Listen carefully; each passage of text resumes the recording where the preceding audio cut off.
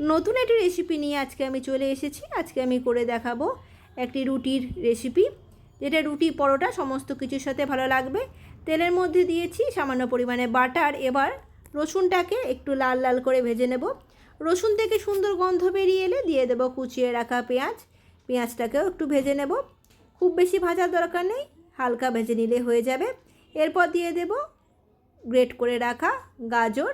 অনেক সময় বাচ্চারা গাজর খেতে খুব একটা পছন্দ করে না। এইভাবে গাজর দিলে কিন্তু বাচ্চারা বুঝতেই পারবে না রান্নায় আপনি গাজর ব্যবহার করেছেন। এবার এটাকেও হালকা ভেজে নেব, কোনোটাই খুব বেশি ভাজার দরকার নেই, হালকা ভেজে নিলে কিন্তু হয়ে যাবে। এবার দিয়ে দেব কুচিয়ে রাখা টমেটো, এটা একটু হালকা নেড়ে নেব।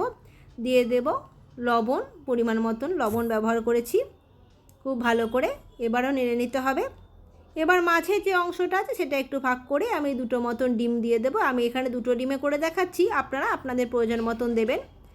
গ্যাসের ফ্লেমটা হাই করে দিয়ে খুব ভালো করে কিন্তু এবার ভেজে নিতে হবে। রাত্রেবেলা ডিনার হোক বা ব্রেকফাস্ট, প্রত্যেকটাতে কিন্তু আপনারা এটা রুটি বা পরোটার সাথে খেতে পারেন। খুব ভালো করে ভাজা হয়ে গেছে। এবার ওপর থেকে ছড়িয়ে দেবো গোলমরিচ গুঁড়ো।